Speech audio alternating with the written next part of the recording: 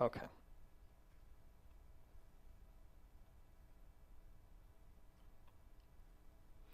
Universal morality will sound maybe pretty good to some, though, here shortly. So from the Talmud, in Sanhedrin 56a and b, and there's a few other places in Sanhedrin subsequently. There's also Avodah Zarah. I think I can't remember the tractate in Avodah Zarah. I don't have them in here. And there's also Hulin 92, which I'm going to go into. These are all tractates for the Talmud, and they're the central places through which the Noahide laws is discussed. This is the big one. It says, beginning in 56a towards the bottom, our rabbis taught 7 precepts that were the sons of Noah commanded, social laws, to refrain from blasphemy, idolatry, adultery, bloodshed, robbery, and eating the flesh cut from a living animal.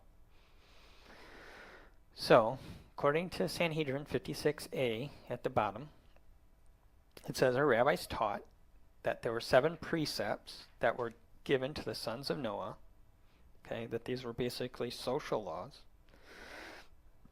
Now, many times when I bring some of this stuff in, I don't always bring the notes, but there's a note here for 33, and there's a note here for 34 that I do include, and they're worth going into for the topic at hand, but these are what they are.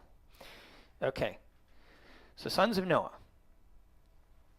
don't blaspheme, no idolatry, no adultery, bloodshed, robbery, eating of flesh cut from a living animal. Not so bad. 7 things, not so bad. Sounds pretty simple. Okay, but what do all they mean? Example, who defines idolatry? Who defines what blasphemy is? What is blasphemy? If I just say, oh God, is that blasphemy? Who decides? Bloodshed. Well, any bloodshed? What about accidental bloodshed? What about, is that just murder? Is it manslaughter? Is it involuntary manslaughter? How much bloodshed? Any bloodshed? Need more info. Robbery.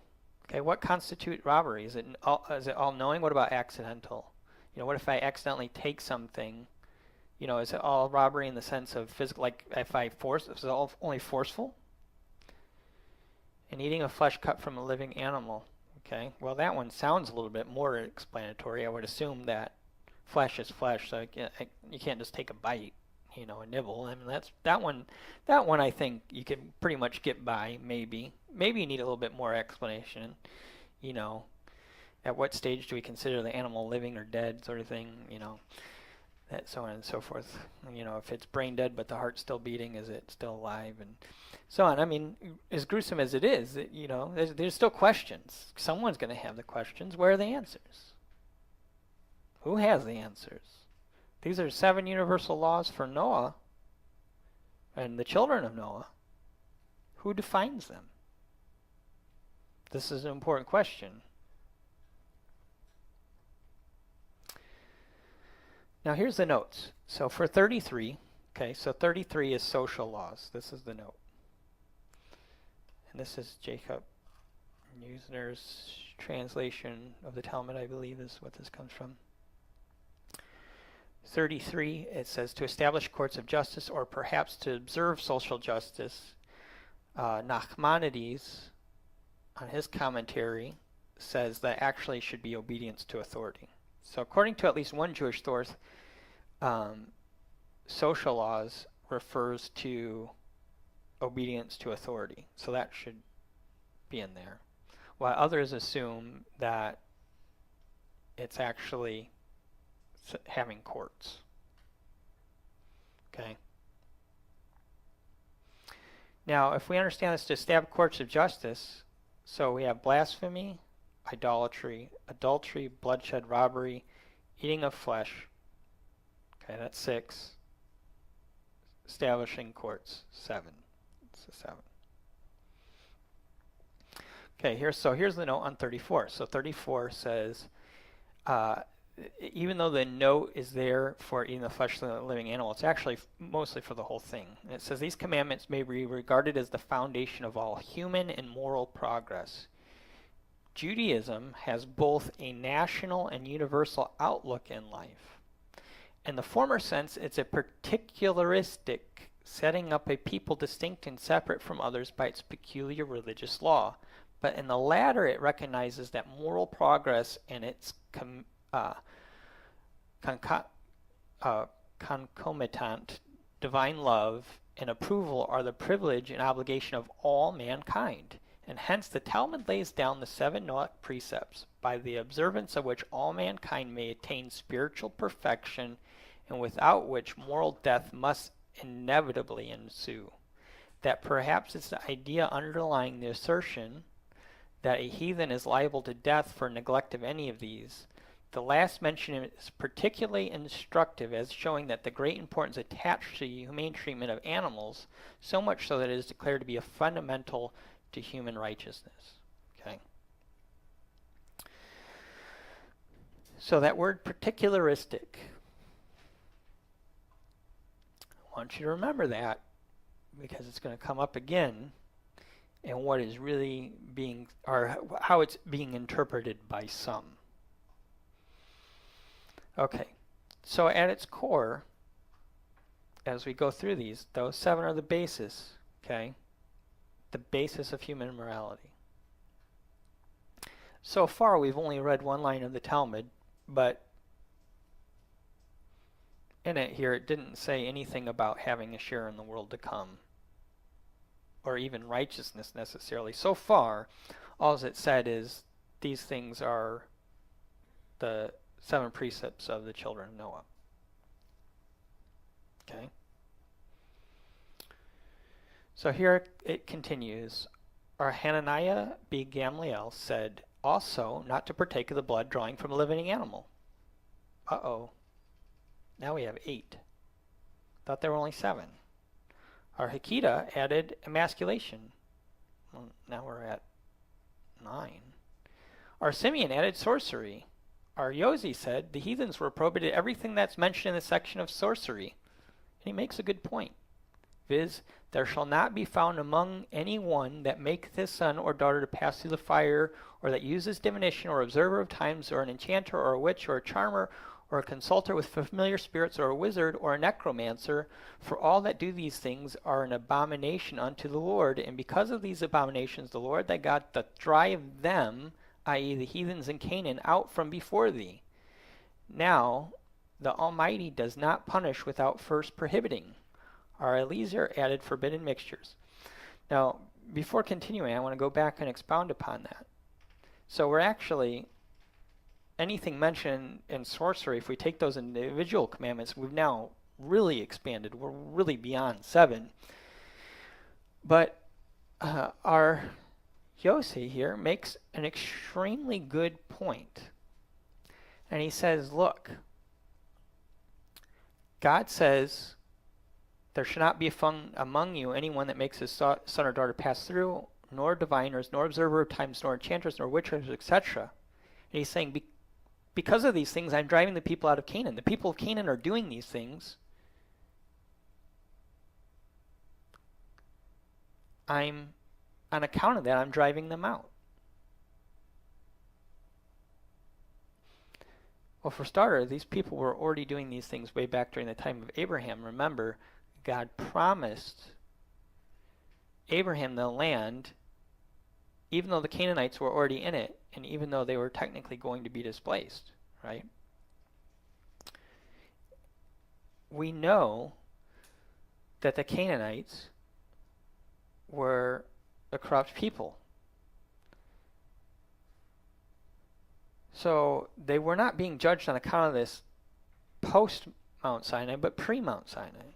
So pre-Mount Sinai, God was holding the Canaanite people accountable for divination, for witchcraft, and so on. And here, the sages deduced, well, how could God hold them accountable for that if they didn't know it was wrong? So they must have knew it was, God must have communicated to them in some fashion that it was wrong. Hence, he's holding them accountable. Hence, their failure to adhere to that. They're being driven out. Was Israel a nation at this point? No, it's just formative here. The exodus from Egypt is just formative. But God's already planning, as he's forming this nation, he's already planning that this nation is going to drive the people out of Canaan. He's created the remedy for the land here while it's still in Egypt. This is the cure for the disease over here. So in other words, God is judging these heathens by the standard. Are these heathen sons of Noah? Yes.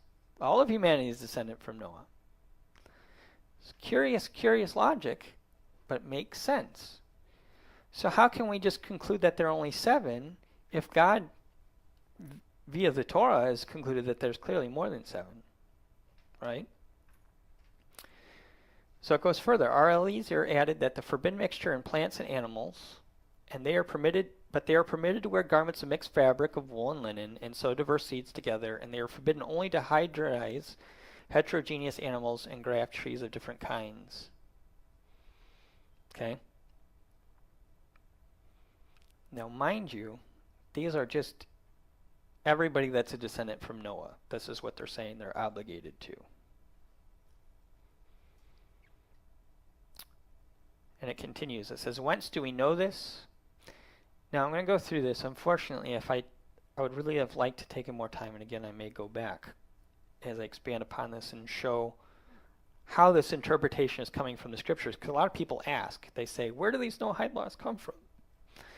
Well, they come from a form of exegesis here that's used from lines in Genesis. Okay, so whence do we know this? Our Yochanan answered, the writ saith, and the Lord God commanded the man, saying, of every tree of the garden thou mayest eat freely. And he commanded refers to the observance of social laws, and thus it is written, for I know him, that he will command his children and his household after him, that they shall keep the way of the Lord, and to do justice and judgment. So we have a line from Genesis in regards to Adam, and then one here from Genesis in regards to Abraham. The Lord is a prohibition against blasphemy. So it's saying the word here, the Lord, is the basis through which Noah hides, because this is pre-Mount Sinai. Is against this verse here, or the segment of this verse is where we get that they can't blaspheme. Thus is written, he that blasphemes the name of the Lord, he shall surely be put to death. And God is an injunction against idolatry, and thus it is written, thou shalt have no other gods before me. The man refers to bloodshed and murder. Thus it is written, whoever sheddeth a man's blood, by man's blood shall be shed, saying, refers to adultery, and thus is written, they say, if a man put away his wife, and she go from him, and become another man's, of every tree of the garden, but not of robbery, thou mayest eat freely, but not of the flesh cut from the living animal. So from the statement,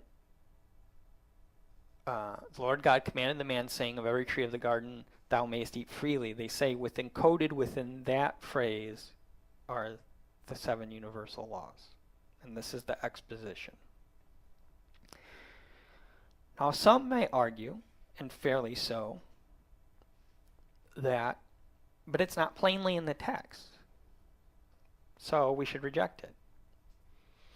And I would argue against that. I would argue there are many things that are not plainly in the text that we accept.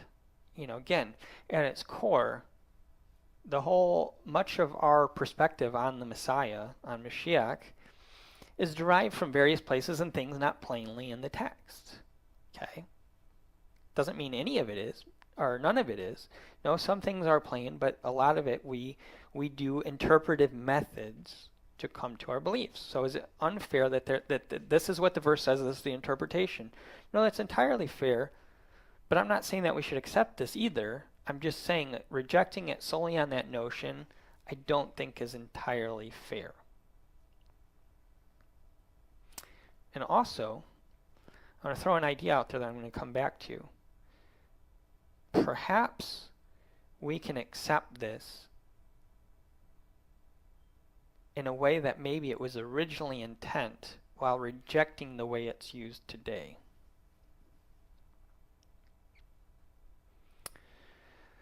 Okay, so when our Isaac came in, he taught and reversed the interpretation, and he commanded refers to idolatry and God to social laws. Now God may rightly refer to social laws, as is written, and the master of the house shall be brought unto Elohim, i.e. the judges. But how can, and he commanded, connote a prohibition of idolatry? Our Hizda and our Isaac be Admi one-sided the verse. They have turned aside quickly out of the way which I commanded them. They have made them a molten calf, etc. And the other sided, Ephraim is oppressed and brought into judgment because he willingly walked after the commandment. Wherein do they differ in respect of the heathen who made an idol but did not worship it, on the view that the prohibition of idolatry is derived from that they have made them a molten calf. Guilt is incurred as soon as the idol is made, even before it is worshipped. So accordingly, according to the story in Genesis, they had made the calf in idolatry. It was incurred upon them, even though they hadn't yet worshipped it yet, technically, even though there was a feast of the Lord declared and so on and so forth. But putting that aside, the logic is sound. So based on this, we say, if idolatry occurred the moment the idol was crafted, then, and heathen should not practice idolatry, then even fashioning an idol for them should be considered idolatrous practice. But according to the opinion that it is from, because he willingly walked after the commandment, there's no liability until the heathen actually follows and worships it. Rabbah objected, and does any scholar maintain that a heathen is liable to punishment for making an idol even if he did not worship it? So the dispute here ends up becoming, and this is kind of a dovetail, or a rabbit trail notion here, is at what point does a heathen incur the penalty for idolatry? The moment he makes the idol or whether he worships it. And there's disagreement here. It's not entirely on topic. So surely it has been taught with respect to idolatry, such acts for which a Jewish court decrees sentences of death on Jewish delinquents are forbidden to the heathen. So in other words, if even as far as Jews are concerned, if this is an act worthy of death, then certainly it should be forbidden to the heathen. But those for which a Jewish court inflicts no capital penalty on Jewish delinquents are not forbidden to him. Okay. Now what does this exclude? Presumably the case of a heathen who made an idol without worshiping it. Our Papa answered, no, it includes the embracing and kissing of idols. Of which idols do you say this? Is of those whose normal worship is in this manner, but in this case he is surely liable to death. Hence it excludes the embracing and kissing of idols which are not usually worshipped thus. So in other words, again, this is a whole rabbit trail, but it is a part of the topic here. The notion that if an idol is crafted for the purpose of its worship, it deals with kissing and embracing, that's forbidden. If that idol's not crafted for that purpose, but you kiss or embrace it as a heathen, you're okay. Okay? Hey, this could be important stuff here. I mean, if you're a Noahide, and you make an idol, you might not be worthy of death. And more so, you can kiss or embrace your idols as long as they're not crafted for the purpose of kissing and embracing. Important, right? So, real quick here, I'm going to start breaking some of these guys down. Okay. So we start here. The first rabbi mentioned is our Hananiah b. Gamliel. And what I'm going to kind of go through here, this is important because it's important for your approach in examination of the Talmud.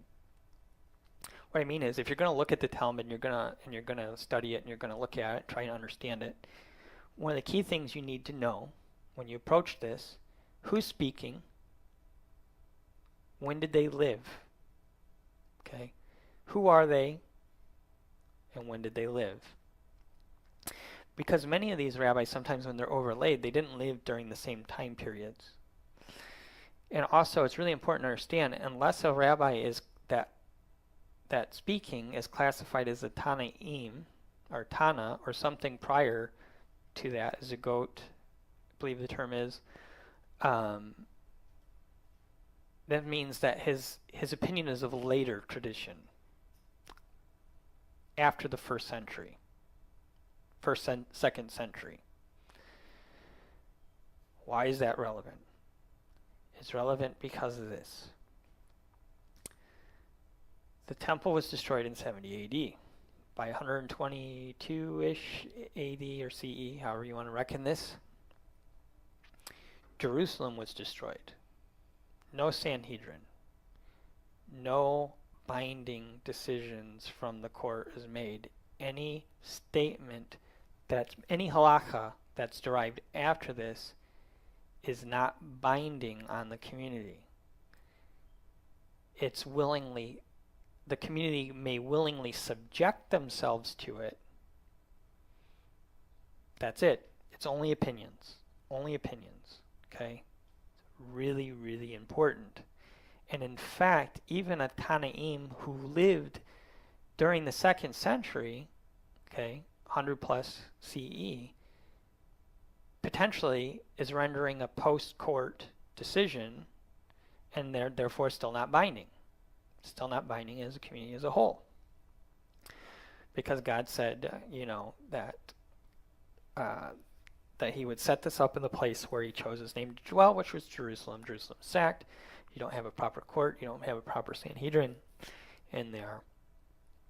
So, again, these things cannot be considered binding on the community. They're not court decisions. They're ad hoc decisions made, not binding. Okay. So we have our Hananiah be Gamliel.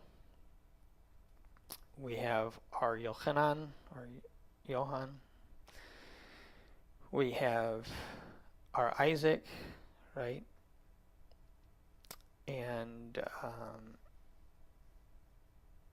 a few others. So, okay, our Hananiah be Gamliel. He was a Tana of the 1st and 2nd centuries, witness and perhaps victim of the Roman persecutors, when of the 1,000 of scholars at Bethar, only his younger brother Simeon be Gamliel II is said to have escaped. Okay, so he lived during the 1st and 2nd century. He lived during the time of Yeshua and the apostles. Okay, so he's the first guy that comments here that says not to partake of blood drawing from a living animal. Okay.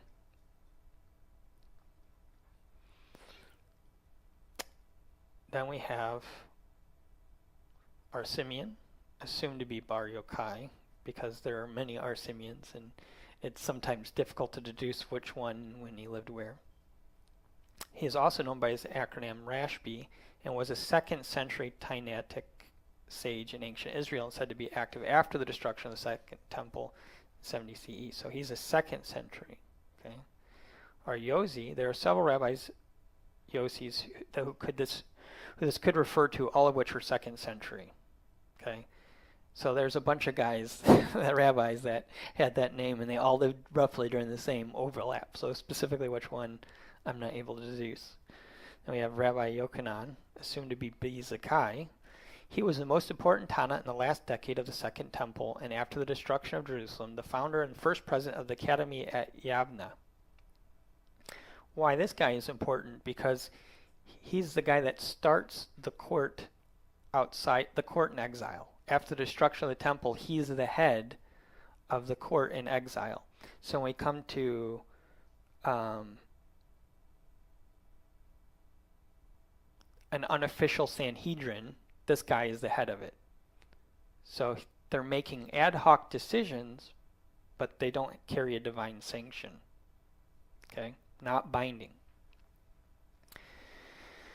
According to the theory formulated in the Mishnah, that traditions were handed down through an unbroken chain of scholars, Yochanan, in receiving the teachings of Hillel and Shammai, formed the last link in that chain, but it's rather as a pupil of Hillel than Shammai that he is known.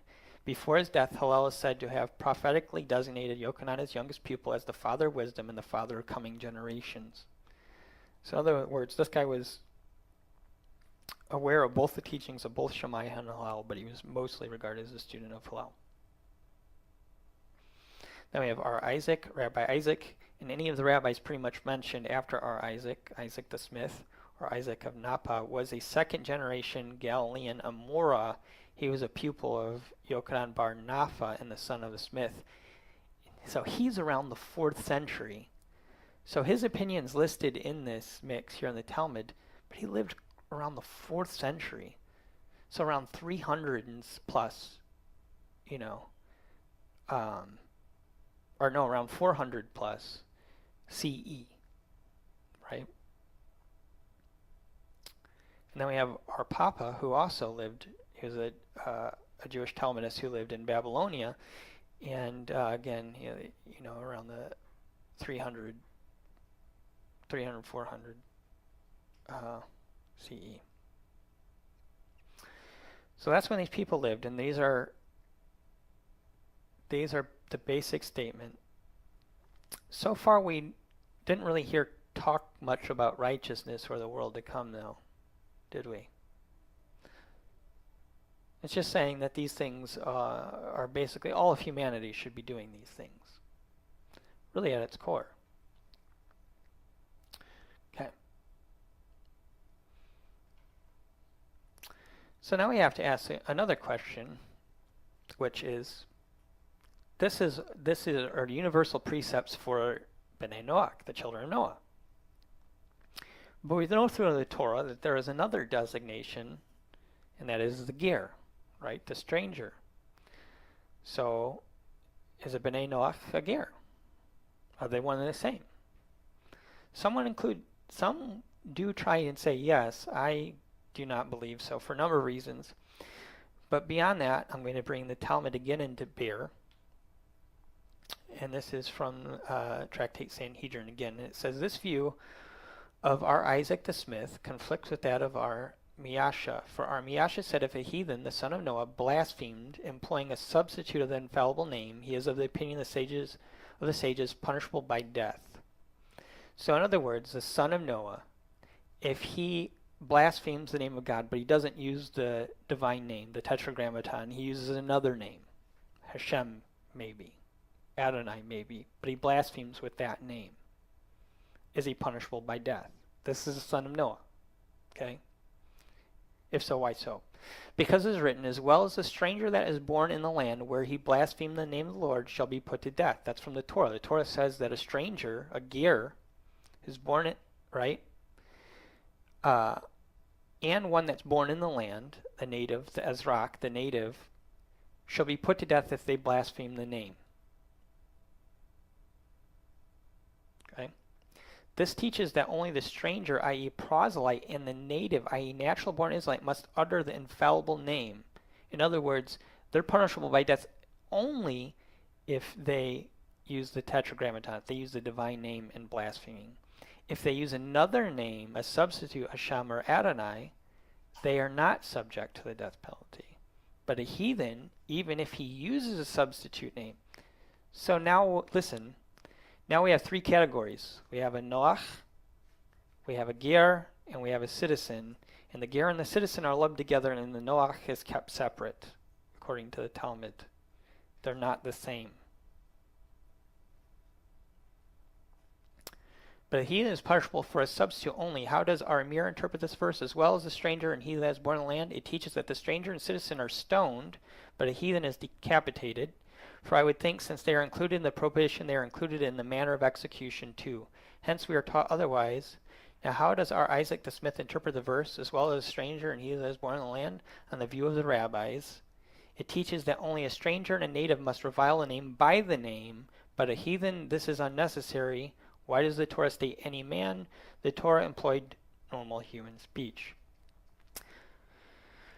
A lot of people could attack this for a lot of reasons, and we're talking about the death penalty and stuff.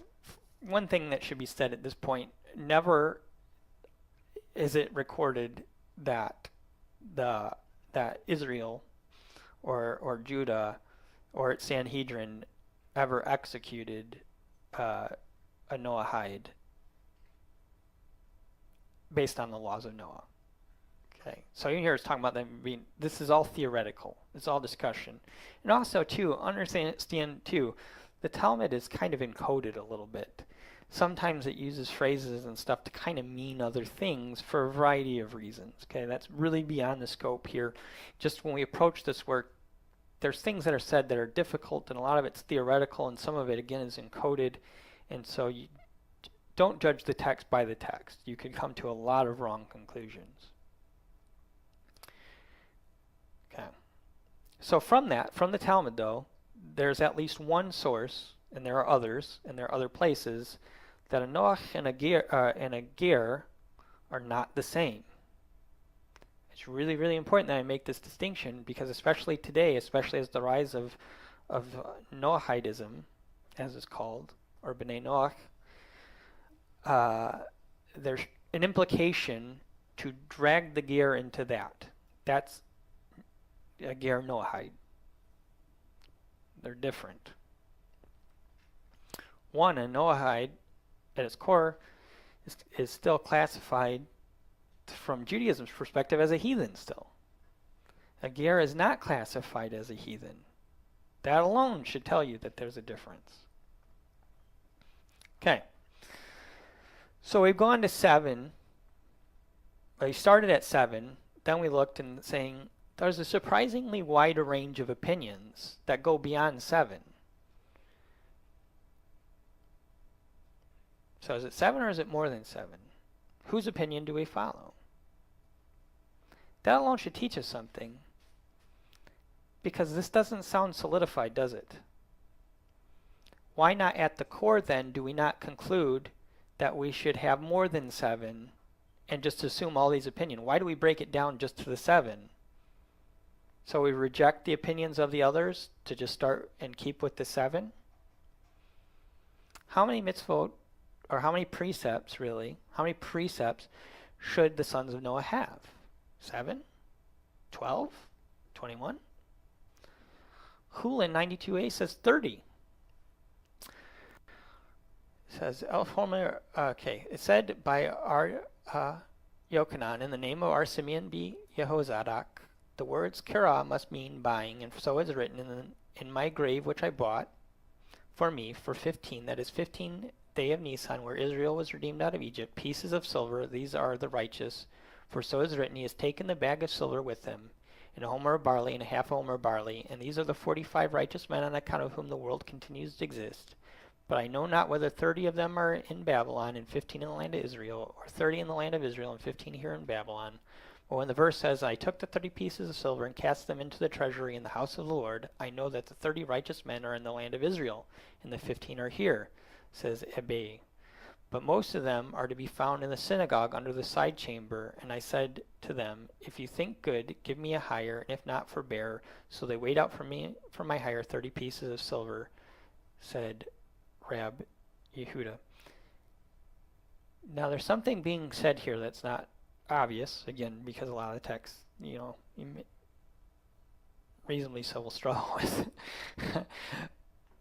The key phrase is here is it's talking about these segments of money here, and it's comparing them to righteous men.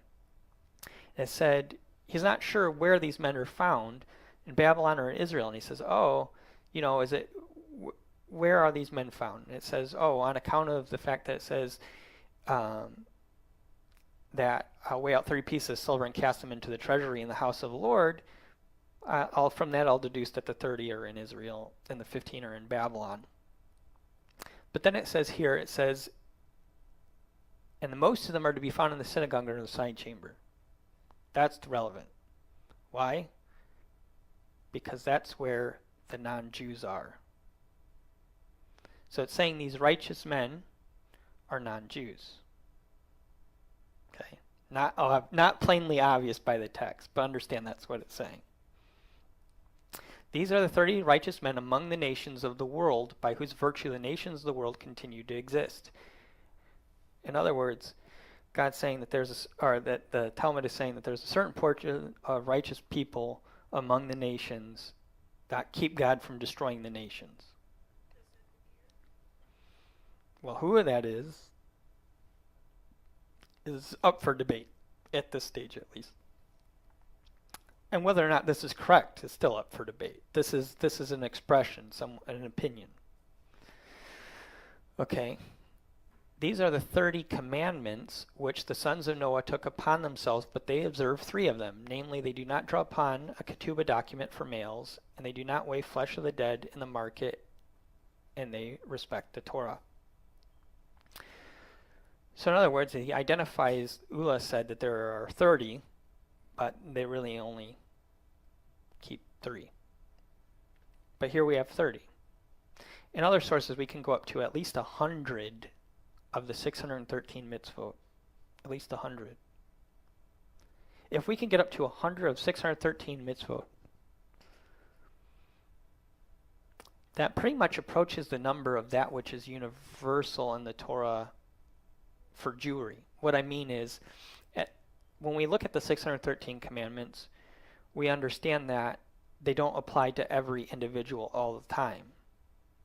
The 613 commandments is not incumbent upon every single Jew. Some of them are for some are for another, so on and so forth, right? So really, for a single Jew to have all 613 incumbent upon him, it'd probably be something like a hermaphrodite high priest who has leprosy. I might be missing something in there, but that would be basically the Jew that would all apply to, okay? So it doesn't exist. So once we approach about 100 commandments that could be applicable to the Noahide, really we're at the core of all the Torah that applies to all of Israel, on a daily basis. Maybe not strictly speaking, but pretty close.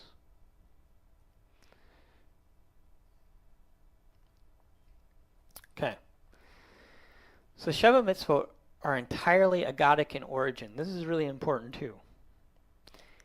And very interestingly, many will try and claim that halacha, that's law, and agada, that's legends, are two entirely separate things. Yet, the truth is, all halacha comes from agada, viz. The revelation from Sinai at its core is our agada. Let me explain this again. Agada is legends, stories, okay? There are those in Judaism, especially in the anti-missionary circles, that will tell you, because when we talk about things like the death of the righteous brings atonement, they say, oh, that's great, that's fantastic, that falls in the realm of Agada, that's not halakha, that's not Jewish law. It's ideas and expressions, opinion, but it's not Jewish law. Why? Because it's a Agadic in origin. Well, Noahide laws is as well. So if the death of the righteous brings atonement falls into that, well, then also the laws of Noah fall into that too. You can't hold that the 7 laws of Noah are halakhic in the sense that they're all deduced in an agadic fashion, and they come from legends. This is not our rabbis say. This isn't, and the courts decreed.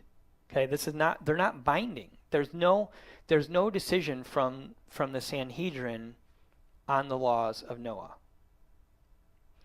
Acts 15, we have a decision from an authority in Jerusalem that's kind of close, similar. Is that the laws of Noah or not? Well, time willing, we'll explore. But at its core, that's the only thing recorded that we have that even closely resembles a court decision on this topic. Otherwise, within Judaism, there is none.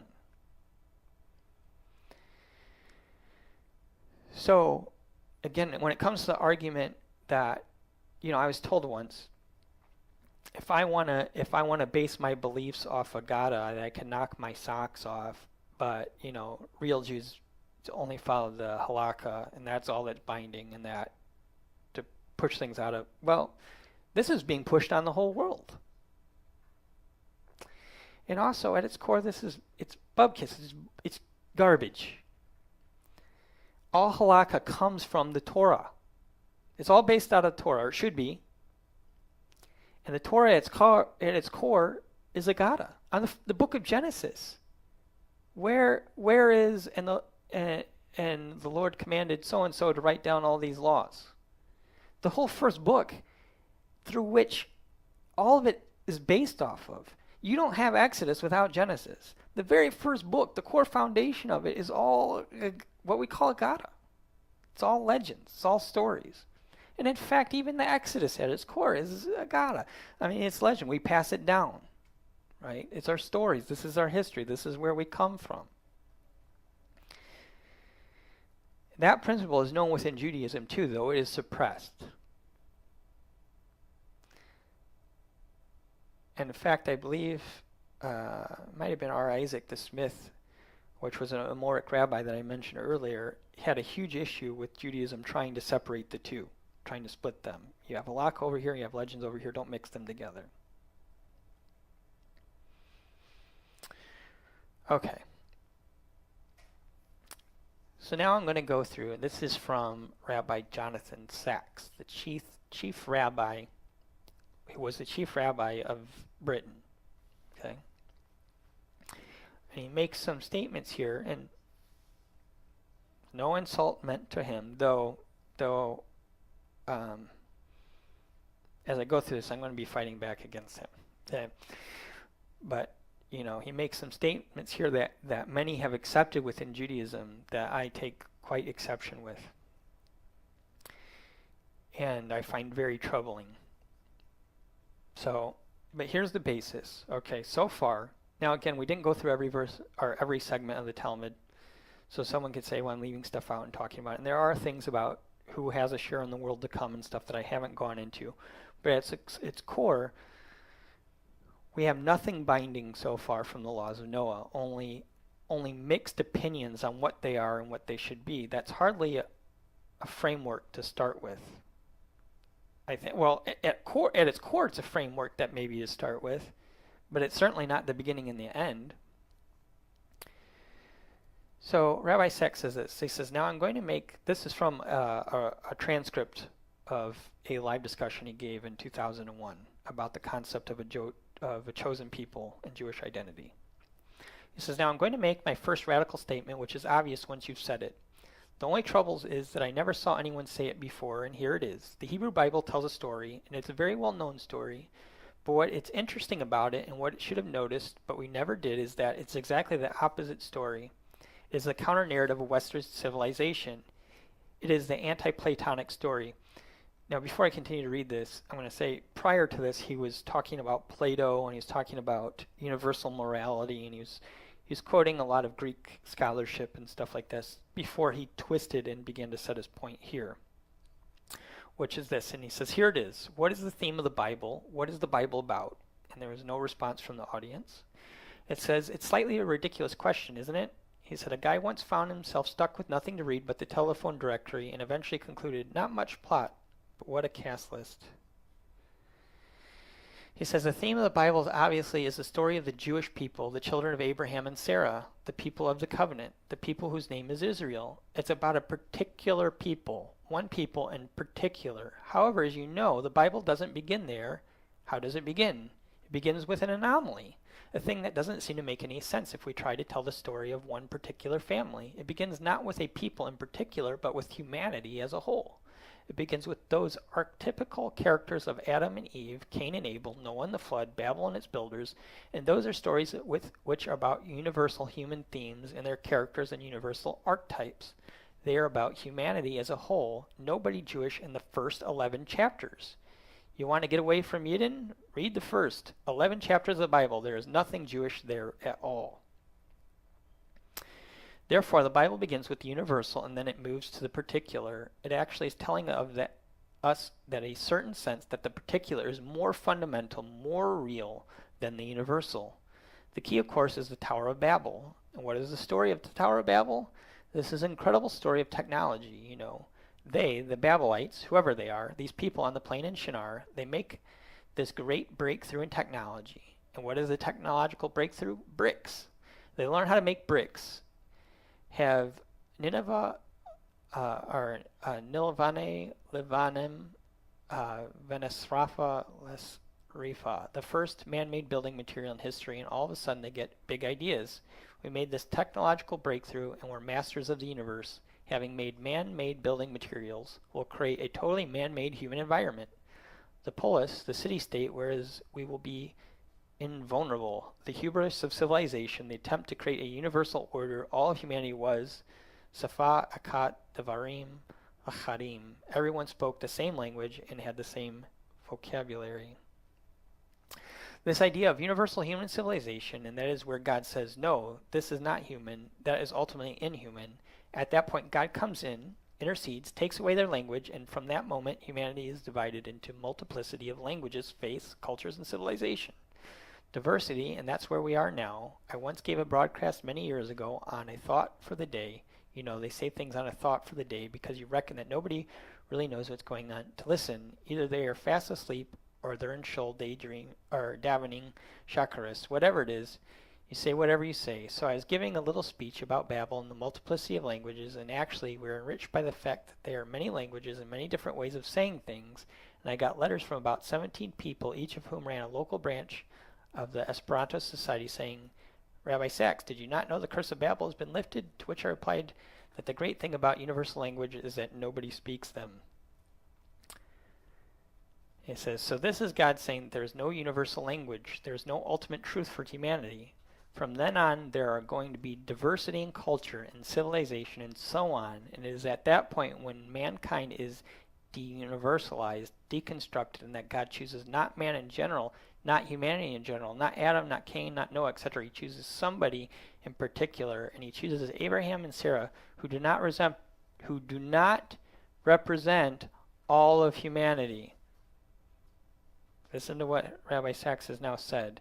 Abraham and Sarah do not represent all of humanity, who are just one couple, one family, ultimately one tribe, a bunch of tribes, a nation who will remain distinct, singular, particular, and am segula, a particular cherished people, as Balaam put it in Am Lavada Lishkon, people that dwells alone, as Haman said negatively, Yeshno Am Echad, Mufazar Mufarad Bein Ham Amim, a singular people dispersed among all the peoples. There is that lovely set of adjectives by Gerard, namely Hopkins, counter, original, spare, and strange. And what we've just discovered in the simple fact that we all know is that here in the Bible, as a counter-narrative, a narrative that runs exactly the opposite direction to Plato, a journey which is not from the particular to the universal, but from the universal to the particular, the Bible regards the universe as somehow beneath, more primitive than the particular, and that is a very, very strange fact, even though everyone knows it, and it's so strange that I just want to reflect for a moment on two things that should be capable of telling us how strange that is. Let us state what this means. Number one, that God of Judaism is the God of the whole world, but number two, the faith of Judaism is not the faith of the whole world. It never was intended to be, and this is very remarkable. Christianity and Islam were both universal monotheisms. They said that since there's only one God, there's only one true religion, and therefore there is only one way to find salvation. Be one of us. Extra exclusium non est salus. Outside the church, no one is saved. That is logic. Only one God. There is only one religion. And I just told you that Judaism is not logical. It's dialogical. It's different kind of approach to reality all along. That's why Judaism is unique amongst monotheisms in saying Hasidi umot olam yesh lehem chelek leolam haba. You don't have to be Jewish to get to heaven. It helps, but you don't have to be Jewish one way or another. Wait a minute. It helps. That alone, to me, requires a pause and exposition. Because if you tell me it doesn't have to, but it helps, maybe why? And maybe I should know how it helps. Because if I don't need it, how does it help?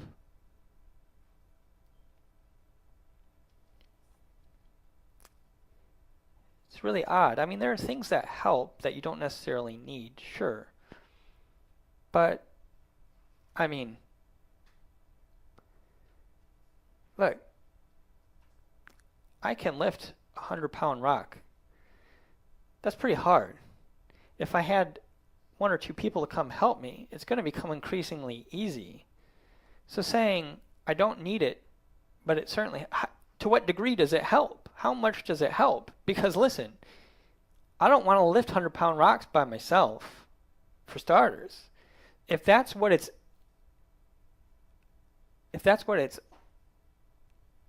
akin to,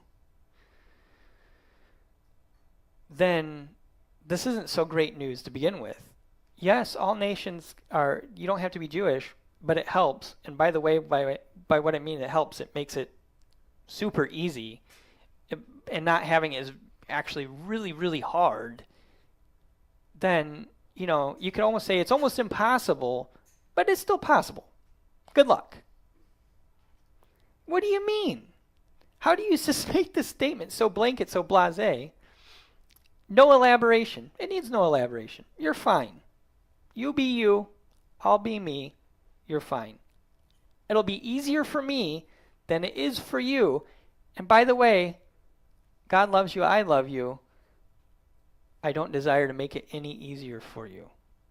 Think about this. Think about this. Let's just think about it. He says, I'm sorry, you'll forgive me for not being slightly cavalier here, but I love the remark that Ted Turner made when we were here together in the United Nations, and he upset at least 2,000 religious leaders, which is a singular achievement, actually.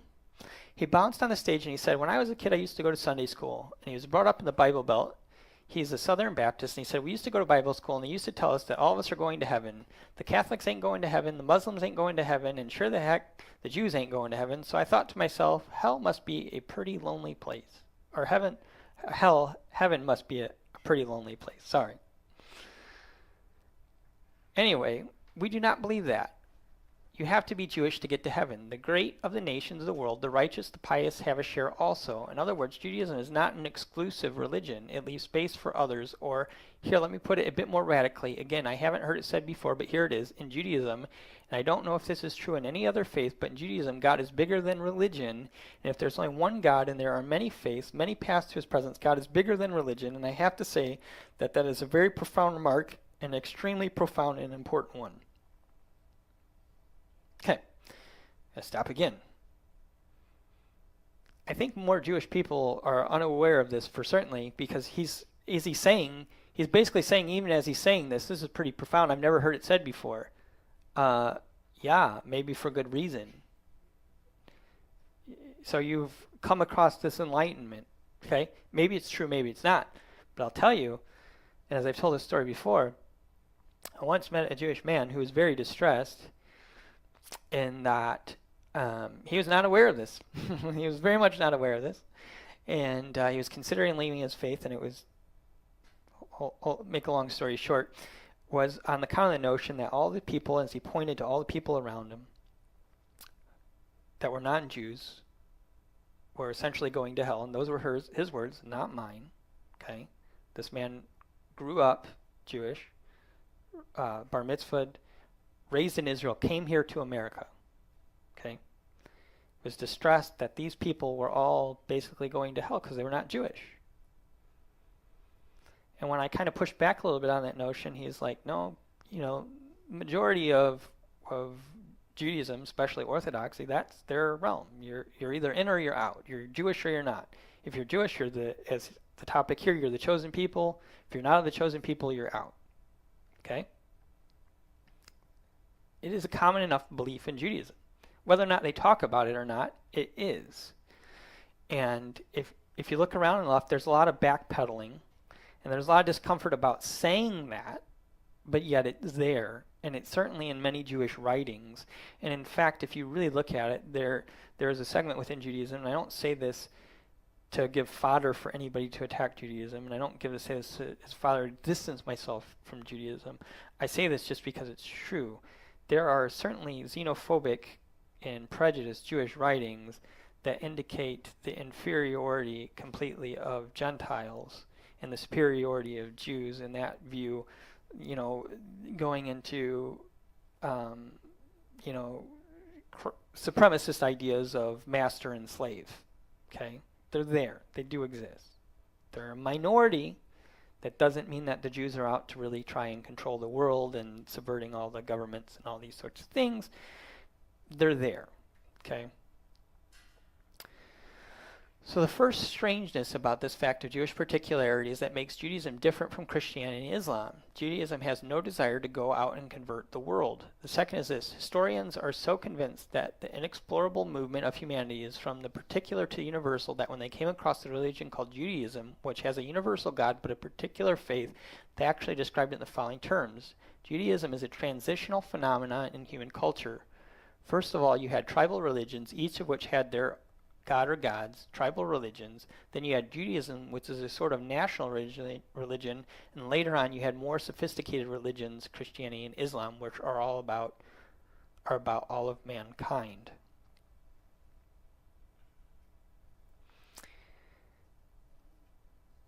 before going into that, the gist of what he's saying, okay, and it goes in more, and you could read through it more, you can find it, or listen to it, maybe if you can find it. The thrust of what he's saying is this, that the Torah, at its core, is not for everybody.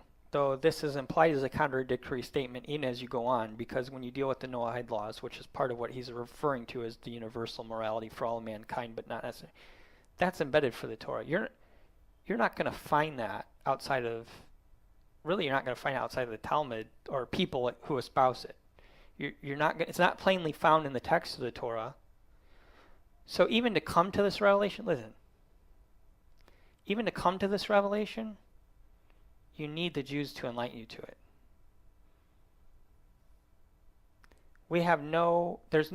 Each nation of the world does not have their Torah text that tells them this. It's incumbent upon the Jews to tell them this. So another question. If this is so profound and so classically Jewish, why is most of Judaism unaware of it? And if it's so important and so classic Jewish and so important to understand, when was the last time a Jew knocked on your door or stopped you in the street and said, hey, listen, are you aware that there are 7 universal laws that as a Gentile you should obey to have your share in the world to come? So I'm going to make another point here. Well, maybe we can say, as he says here, you have Christianity and Islam, 2 monotheisms. They basically hold 2 courts. They basically, don't eat living animals for the most part, right? For the most part, maybe, kind of, some do. Let's not talk about that one too much. Murder, bloodshed, they're both crimes, okay? And so they more or less reject idolatry. Well, that's only true depending on who defines idolatry and which view you go with, because there are many opinions within Judaism that would clearly classify Christianity for certain as idolatry with its belief in the Trinity. Now, many modern views have softened, but I can go through Maimonides, what he classifies as a sectarian, and of which Maimonides says they have no share in the world to come. And of those are many Trinitarian ideas, okay? Believing that there's any other second power with God, believing that God has a body or could take on a body, and so on and so forth. This is what he classifies as a min who has no share in the world to come. So the question goes back to, if these Noahide laws are true, who defines them? Who elaborates on them? Okay, we're going to deal with that here shortly as we go forward. There are a number of huge, huge problems within this concept. My number one issue is not that it can't be deduced from the Torah. My number one problem is it's not directly spelled out in the Torah. What's directly spelled out in the Torah is the ger, the stranger. That is maybe not 100% plain throughout the text, but when you see it, it's pretty pronounced, okay? And that alone kind of flies in the face of this. For starters, if Abraham represents someone born around pagan and idolatrous practices, and him and his wife Sarah, and instead he comes to believe in God and follow God's ways and leave his household, how does that not become relevant for anyone in humanity who chooses to follow God?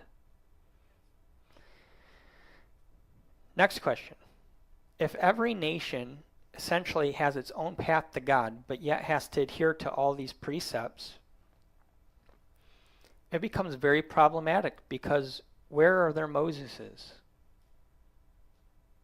Where are the prophets? Yeah, there have been prophets that have been identified coming from the nations, but where are they? If all the nations of the earth still have to turn towards Judaism, towards Judah, towards the Torah, to understand their place within their own cultures, that's not very particularistic. In other words, if I can't fully embrace this on my own separate, I don't really have my own path. If I still have to go to Israel, if I still have to go to Judah, if I still have to go to their holy book, that's not for me, but that is for me, there's flaws, fundamental flaws with this. This isn't, I take it and run with it. This isn't my own path. It's, you tell me my path. I have no problem. I have no Moses of my own. As an American, who is my Moses? Where's my Torah? Where's the Torah for Britain? Where's the Torah for England? France? Where's the Torah for Africa? We lost them. Bad luck. Sorry. But you might be okay. Yeah. It's easier for us if we're Jewish. Well, heck yeah, it's easier for you if you're Jewish because you have the dang book. Right? Yeah. Is that a revelation for God? Do we each have our own revelation of God? I have my own revelation. Trinity's not a Vodazara. These other, I can believe in more than one power. I can believe that there's God, but then I can worship angels and stuff too. That shouldn't be really idolatry. How can you tell me that's I have my own path to God. And it's just fine. Right? This is dangerous. This is dangerous. And in fact, I don't have it here. In fact, one of the people, he was opened up for questions afterwards. One of the people asked him, and they said, well, what about the Messianic age? Isn't by implication the Messianic age where the knowledge of God is going to be relevant? Isn't it kind of like our revelation? Isn't that the revelation that all of humanity is going to have? And he was kind of like, well, yeah, but that's kind of in the Messianic age, and it's not really right now. And kind of, he danced around it. It was like completely absurd. Completely absurd. How is this an answer for humanity? It's an answer that's not an answer. Does that mean that the Noahide laws are entirely rubbish? No. But listen. This is something monumental that I want to touch on.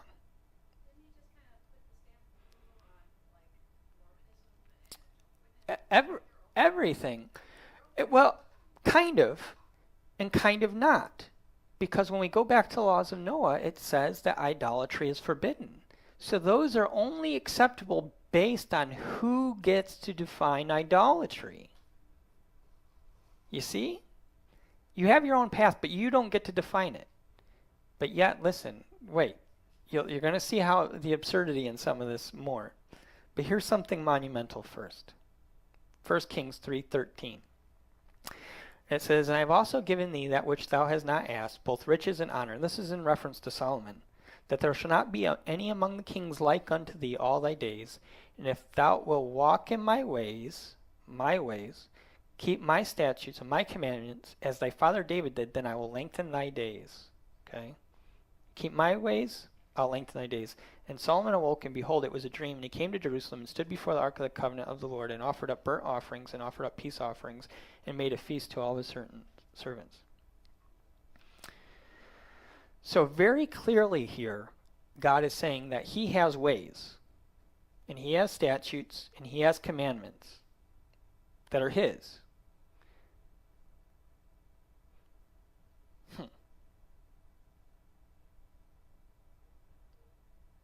Does anywhere in here, does it state, walk in my ways for Israel, walk in my statutes for Israel, my commandments for Israel? No. The implication here is God only has one set of ways, one set of statutes, and one set of commandments, and he's giving them to Israel.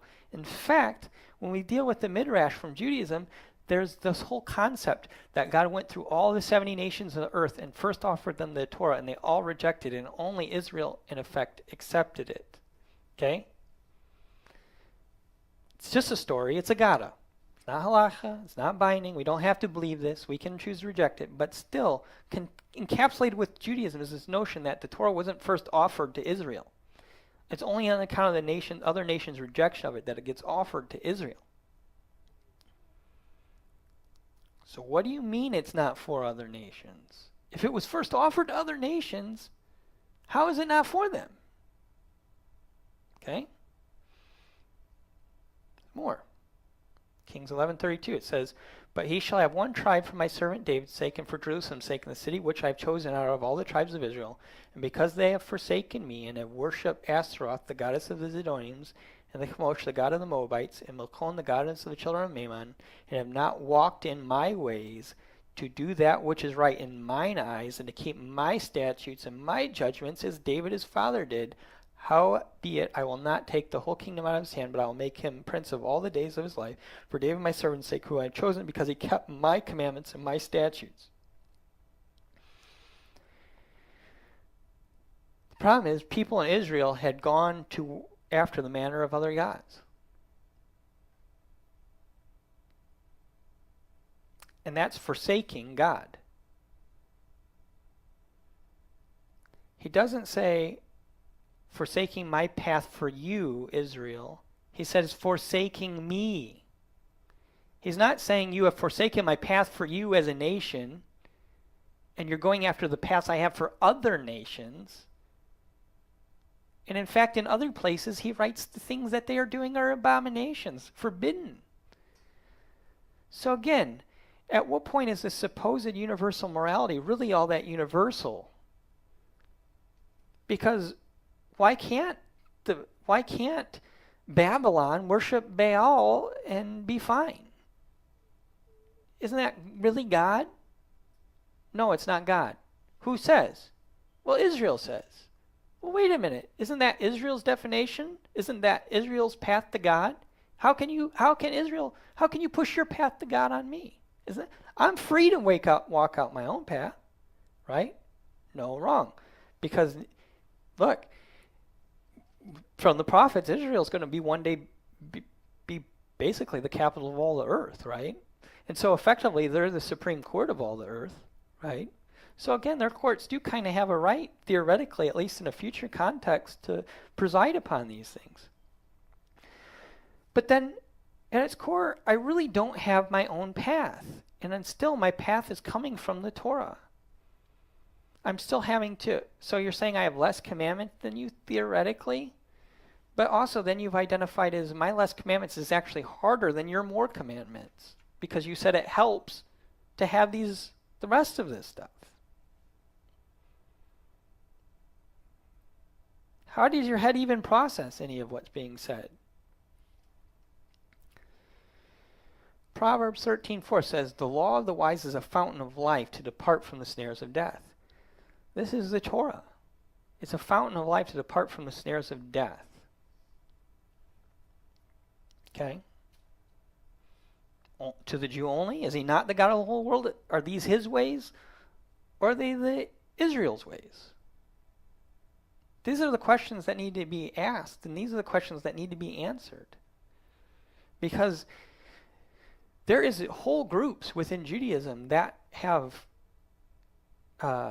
taken on this philosophy by Rabbi Sacks, and he's not the only one. It's found in particular with groups like Chabad.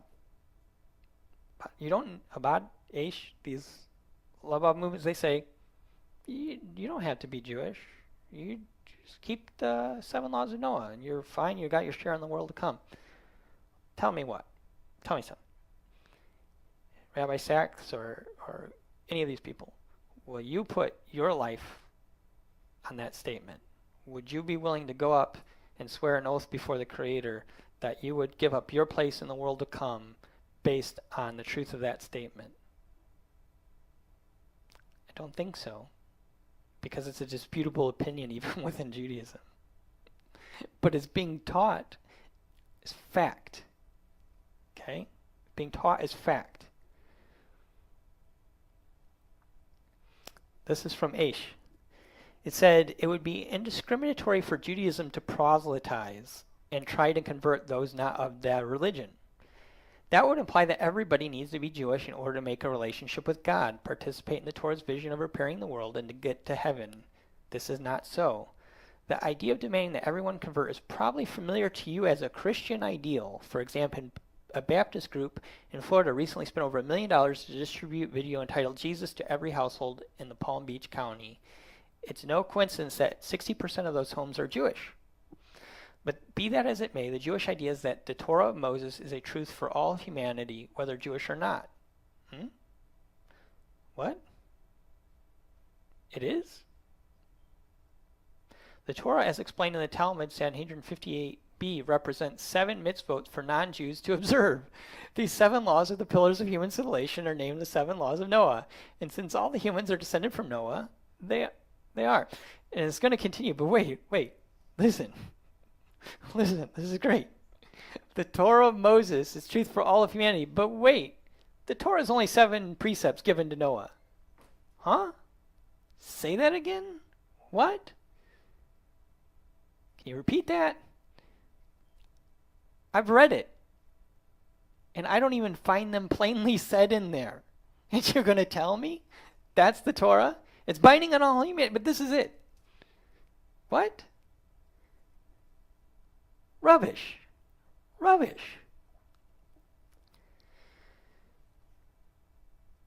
Do not murder, do not steal, do not worship false gods. And again, when it comes to this is one of my favorites, because the question is, if I do not worship false gods, then should I worship God?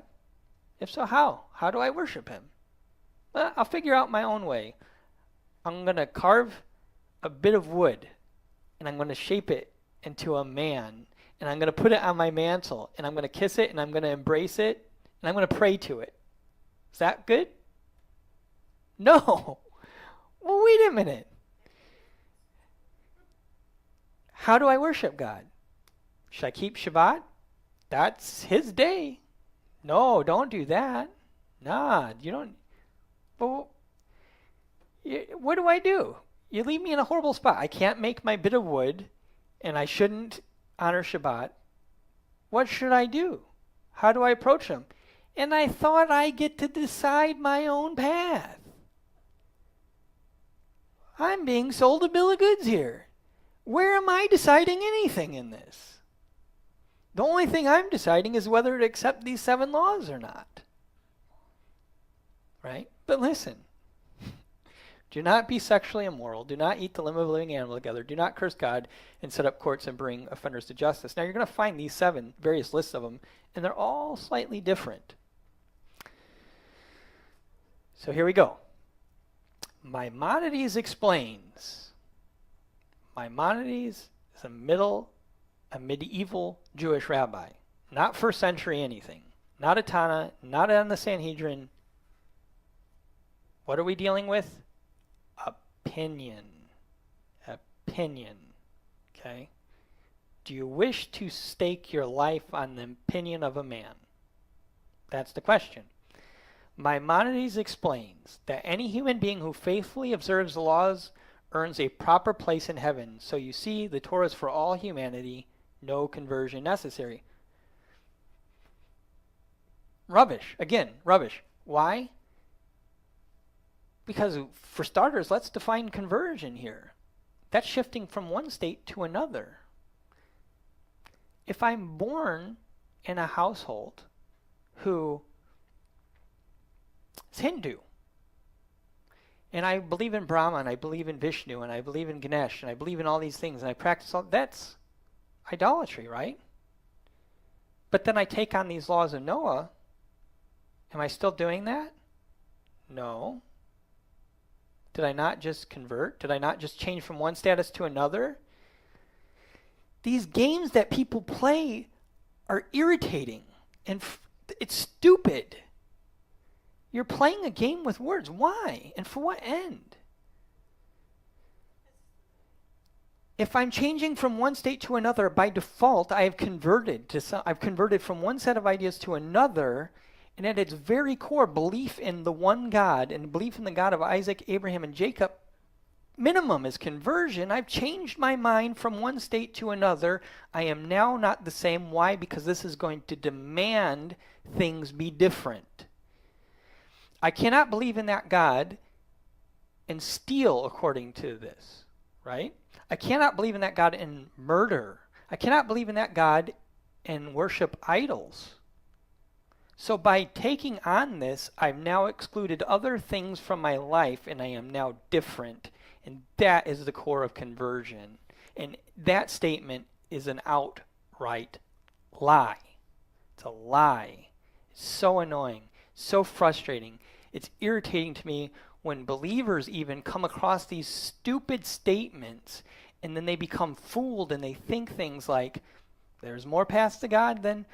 No, there's one revelation given to mankind, and it was entrusted in the hands of the Jewish people. It was given to them as a sacred trust and a responsibility for mankind.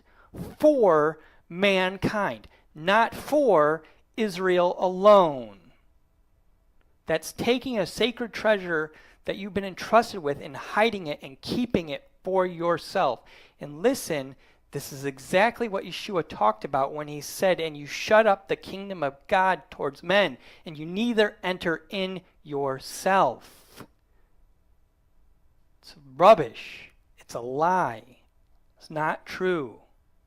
You traverse land and sea to make one proselyte. Why are they traversing land and sea? To make more Jews observant to the Torah, and they just happen to make one proselyte. But guess what? They made it so hard for him to become a proselyte. Do you think he's going to be happy if somebody else gets it easier than him? If he had to jump through 100 hoops to get to that point, do you think that if someone said, oh, you just come in, just immerse in water, come on. He's going to look at that guy and he's going to say, do you know what I had to go through to get this? No, buddy. You got to go through what I did. Why? Because that's basic humanity. This is the kind of stuff that Yeshua is pushing back against. Not the 7 laws of Noah, how they're being used and applied. They're pushing people away from Israel into their own path that's subjective and based on variable opinion. That's wrong. Abraham and Sarah do not represent all of humanity. That's crap. It's garbage. By definition, they are the very embodiment of all of humanity. That's why converts are called children of Abraham. So says Judaism. The same people. You don't speak out of both sides of your mouth. Not all of Judaism promotes the 7 laws of Noah. Only a small group. In fact, there's this guy, and you can love him or hate him. He's a Orthodox rabbi, Rabbi Asher Meza. He has a site called Be Jewish. He's been pushing Judaism to promote conversion. Does not believe Yeshua's the Messiah. Fights against Messianics, but more in a playful and loving way. Okay, whatever. That all aside. One of the key things is he keeps promoting these same kinds of ideas, that Judaism is your court. You can't do that. You know, how are you going to go around and you're going to say that, oh, we're God's chosen people. It's great. We have the Torah, we have God's blessing, we have all this stuff. Not really for you, though. It's so great, but you shouldn't really partake of its greatness. You should have your own thing. That's for you. No, really, and that's really not what's said. What's really said is, oh, this is really hard. This is really trying these commandments. And you have all these things and stuff. Yeah, life is hard. Yeah, rising to a higher standard than what you're used to is hard. Okay? But it's easier in a group. It's easier amongst a community where this is normative. So if you push them out, you're going to make it harder because you're not going to embrace them into the very community that's there to make it easier. Frustrating. Chronicles 17:2 says, What one nation in the earth is like the people Israel, whom God went to redeem to be his own people. I thought Zach said that we're all God's people, and that, the Jewish people are a particular people, and the Bible's really about them, but everybody kind of has their own way to God. But this says these are his own people. What about the rest of the people? Are the rest of the people not his own people? So you have your own path to God and your own relationship with God, but you're not going to be God's people. Again, this sounds like I'm getting gypped here. don't convert, don't be Jewish, don't follow these things. Okay? Just be content and just take, take the crumbs of the table that we feed to dogs. Your dogs. That's what it's saying. We'll give you the table scraps, 7 precepts. We'll scrape those off onto the table, and you dogs can feast on them and be thankful that we gave them to you. Who God redeemed to be his own people, to make thee a name of greatness and terribleness, and by driving out nations, other people that supposedly had their own path, from before thy people whom thou hast redeemed out of Egypt. Deuteronomy 4:7. For what nation is there so great, who hath God so nigh unto them as Yahweh our Elohim, and all these things we call upon him? What about all these nations and their own paths? And you can have your own relationship with God. Well, guess what? According to Deuteronomy, there's only one nation that is truly close to God, and in all things they call upon him for. Only one.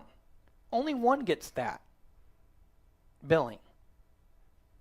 And what nation is there so great that has statutes and judgments, so righteous as all this? So your 7 laws of Noah that you have aren't quite as righteous as the Torah. Even though we told you it is Torah, it's kind of like the lesser Torah. We get the big cup, you get the little cup. We get the big book, you get the little. We just give you a couple sentences from that. Yeah, we'll give you Cliff Notes. Yeah, we get the full book, right? That's what that statement is saying.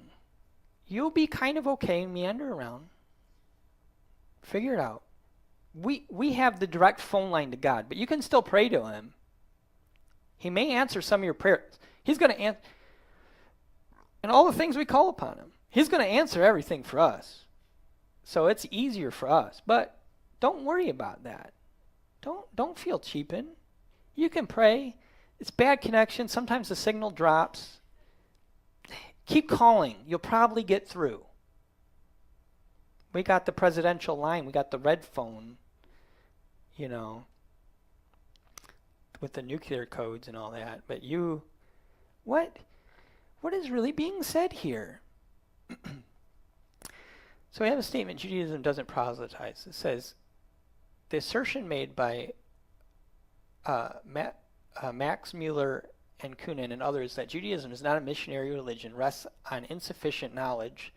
There existed an extensive proselyte propaganda literature, especially in Alexandria, see Didache propaganda, and according to the Midrash, the heathen world is saved by the merit of the one proselyte who was actually one, or who was annually one. Abraham and Sarah are represented as devoting their lives to making proselytes, and as the psalmist accords the proselytes, those that fear God, a special place, so does daily prayer of the Jew and the Shemoni Ezra contain a special blessing for proselytes, the Ger HaZedek. Only in later centuries, when the church interfered through apostates and by edicts, was the proselyte declared to be a plague instead of a desired accession to the house. We can use other sources. I don't have time to compile them all, but there are plenty of other sources that, up to the 1st century and even beyond, proselytization was common practice. We have records of Josephus, even Philo proselyted to Judaism and tried to promote the keeping of commandments among the heathens. Proselytizing was normative. It was only after the rise of Christianity and the persecution from the Christian church that this became normative. To not proselytize, the opposite foot flopped. And so much so, it was the lie told so often and so frequently that now it becomes the truth. Jews, we don't proselytize. That's Christians do. No, Christians proselytize actually because they were following the Jewish example set to them from the 1st century. Now, maybe their methods and stuff weren't correct, but by and large, why forced conversion was not a major premise within Judaism, we still have the Idumeans, which were accordingly forced by the sword to convert to Judaism. Hence, you have Herod the Great and all the trouble that came from that. So, by and large, why Judaism, as its core, has never made that a standard to convert through violence. does have that blemish on it. But by and large, regardless of that, what's forced conversion have to do with anything? Not all Christendom is forced conversion. Some of it's by choice. And the reality is, if God gave you something so great and so precious, why would you not share it with the rest of the world? If he is the God of the whole world and the rest of the world is his creation, why would you not want to share that with the rest of the world? If you were entrusted the sacred writ to be custodians of it for all time, but that you should not share it. You should not take a light and hide it. Who takes a light and hides it under a bucket? Who does that? You drill a little hole in it, you peep in it. That light's still there. So precious. This is like some twisted form of like the Hobbit. It's like Gollum, the Torah is my precious, and you hold it and it corrupts you almost. Look, the house of Shammai was not favorable towards proselytes. This is known. The house of Hillel was. All through the Talmud and throughout various other midrash and Jewish sources, praise is given all over the place for the proselyte, including from the scriptures, which, time permitting, which there's not much time left. Actually, there's no real time left. To go through that maybe at another time, it can illustrate that. But the fact of the matter is, proselytation was normative for Judaism, just because it's not today, and now it wants to use it as a form of puffing itself up of pride. That's something Christians do. It's bad. They're trying to take our people. We don't take their people. We don't do that. Why not? If what you have is truly good, and at least really good for you, how do you know it's not good for me?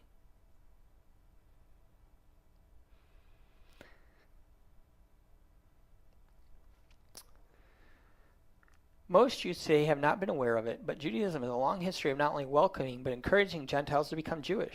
From the day Abraham picked up a flint and performed his own circumcision, thus becoming Judaism's first convert, ancient Israelites openly spread their teachings among the nations they encountered. Jewish proselytizing was so successful, estimated that by the 1st century CE, time of Yeshua, fully 10% of the Roman Empire was Jewish, close to 8 million people. 10%. 10%.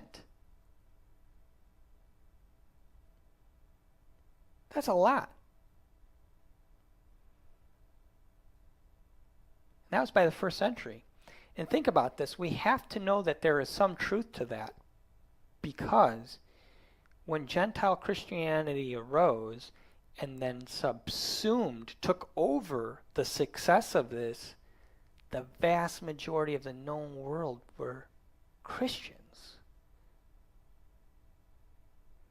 Without this success, we wouldn't be where we are today. For better or for worse. For better or for worse. Why on earth would a heathen populace care anything about a Jewish Messiah? Really? I mean, I have Zeus and Apollo. I mean, my sins? They're only sins according to your God. My God, I'm not sinning. Why should I? You're coming to me and you say you want to go to heaven. I'm already going to the Elysian fields, buddy. What do you promise me? According to my... If I don't already accept some principles of what you're saying is true, what you're saying is meaningless to me in a realm of pagan gods where there's plenty of gods to choose from. It's only on the precept that so many, 8 million people, 10% of the population even expressed these ideals, that these ideals are even able to spread. Because I'm telling you, if I'm a follower of Zeus or Jupiter or whatever, I could care less about what your God tells me is sin or not, and that I shouldn't steal or shouldn't do this. Why should I? Because I'm not going to heaven? That's your place. For you and your God. And that's not had nothing to do with me. I have to first accept that your God is even viable and even has anything to offer me before I'm even going to start listening. That doesn't make sense in our modern world, because in our modern world, we've leapt off this, and the vast majority of people accept a monotheistic notion that there really is only one God. Okay? So when you go to a modern person, you talk about heaven and hell, they've already accepted these notions. They're already a part of their framework. So it's much easier to spread that news that way to that mindset than the early pagan first century mindset. I'm telling you. Do you understand me? It's not the same mind. You're not talking to the same people. They're not thinking the same way. So I believe that 10% is probably an underestimation. And some sources included as much as 20%. In fact, I've read sources at other points that saying prior to Christianity switching the Sabbath from Saturday to Sunday, much of the Roman world observed a Sabbath on Saturday, taken from the Jews. It's an incredible number. It means that the Jewish community was not meant to be this tiny, minuscule group. Notes Rabbi Lawrence Epstein, founder and president of the Conversion to Judaism Resource Center in Commack, New York. Jews not only stopped open proselytism because of pressure from Christians and Muslim rulers beginning in 407 CE when the Roman Empire outlawed conversion to Judaism under the penalty of death, but the internal and theological impetus to be a light unto the nations, according to Isaiah 42:6, persisted through the centuries, albeit under cover, in advancing and retreating along with Jewish fortunes in the diaspora. That comes from my Jewish learning. Okay. This is what I'm going to tell you about the laws of Noah. I'm going to put two ideas. One, what do you do if you're supposed to be a light to a people, but it's forbidden to proselyte to them? Even during the days of Shammai, it was not looked upon favorably. So what if I give you the Torah without giving you the Torah? Do you understand? I can't convert you. You can't be Jewish because it's illegal. The Torah is to preserve life. How can I sentence you to death to be one of me? I can't do that under good conscience. So what if I tell you there are things, there are laws, there are ways that you can do them. I'm actually giving you the Torah, but it's not the Torah. Okay? I'm not telling you to be Jewish because I can't do that, because we're both probably going to die if I do that. But if I say, you should believe in God, maybe. Suggestion. You shouldn't murder. Suggestion. These are universal. You're not Jewish. You're starting to look a bit Jewish, but I didn't say that. It's covert. It's covert conversion. This is the heart of what the Talmud's expressing, and people are turning it into its own thing. We live in a day and age where, and there's calls within Judaism now to convert, to promote conversion, to proselytize. These calls are coming up again and again. Why? Because there are people that see that you're in a dying world, and they need something. And this is the heart of Yeshua. Go out and make disciples of all nations, right? There's a failure on our part, because what is Christendom discipling them to? Okay, so we got the Messiah, big deal, right? Well, it's more than a big deal. In our own way, we've promoted a form of the laws of Noah. Really, what we've promoted is the Ten Commandments, or some form of observance of the Ten Commandments. We've come closer to that state. But again, this has all been very covert. And we're reaching a day and an age where we can stop being covert. We can start being overt about what we're really saying. It's not that the laws of Noah are bad. They're all really Torah principles. The issue is now let's call them what they are. And let's stop saying you have your own path. What we're really telling you is in a covert way to follow the Jewish path. Because if you're following this path, eventually you're going to come to people, and we're going to converge, and you're going to have these Noahites that want more, or want it to be easier, as Rabbi said. It's going to be easier for you. Yeah, potentially it could be a lot easier. Even though there's more to it, you're also in community. There's more to it.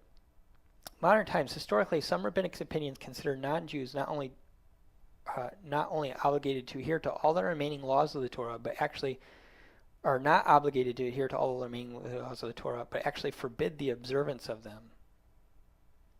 Again, some rabbis have forbidden the observance from non-Jews. And in fact, they quote the verse in Deuteronomy that the Torah is the inheritance of the children of Jacob. You're not a Jew, not a child of Jacob. You follow the Torah, you're stealing my inheritance, you thief. The problem is, it's the children of Jacob, right? Israel. And Geram changes that. Changes that completely. No, my friend, it's my inheritance too. I'm a ger, and it's my inheritance too. And if you forbid me from my inheritance, woe unto you, for you will one day have to stand before the one who assigned the inheritance and tell me that you took my share of the inheritance for yourself. Who's the thief now? Who's the robber now? Noahide differs radically from Roman law for Gentiles, if only because the later was enforceable judicial policy. Rabbinic Judaism has never adjudicated any case under Noahide law. Jewish scholars disagree about whether Noahide law is a functional part of halakha, i.e. Jewish law. Some modern views hold that penalties are the detail of Noahide laws and that Noahides themselves must determine the details on their own laws. Well, that's great, because then I can go and start carving my idol to Yahweh, right? It's not an idolatry to me. You can't tell me it is.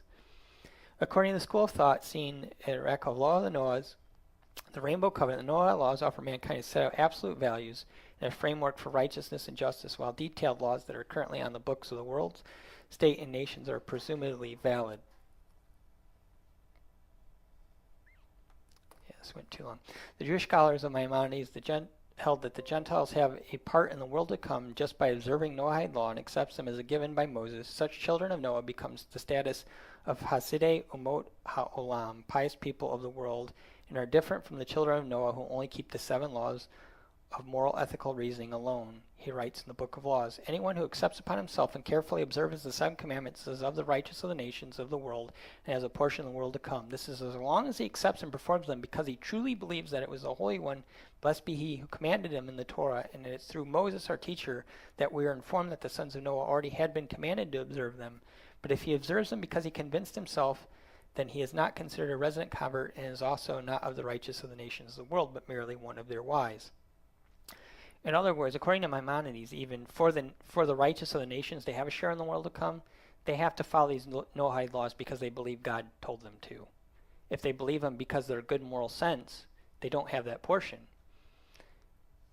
And if he reasoned into himself, they don't have that portion. Well, this is very interesting because this is exactly what Paul writes when he talks about Abraham. If it was accredited to him by works, his own works, right? In other words, if Abraham reasoned within himself what righteousness was and performed righteousness because it made good moral sense to him, then he would not have gotten a reward. God would have owed him that based on that he figured out the mystery. But it's on account of the fact that Abraham believed in God, and because of his belief in God, he observed righteousness and judgment. That faith, that belief in God is what rewarded with him with righteousness. In other words, he acknowledged that righteousness comes from God to us, not from within us, ourselves. This is the heart of what Maimonides is saying. It actually fundamentally agrees with the New Testament. Actually, many things agree with the New Testament in part in numerous places. But again, the New Testament isn't teaching Noahidism as some have proclaimed it does. It is empirically not. But really, that's for another time because I've really pushed time way too far.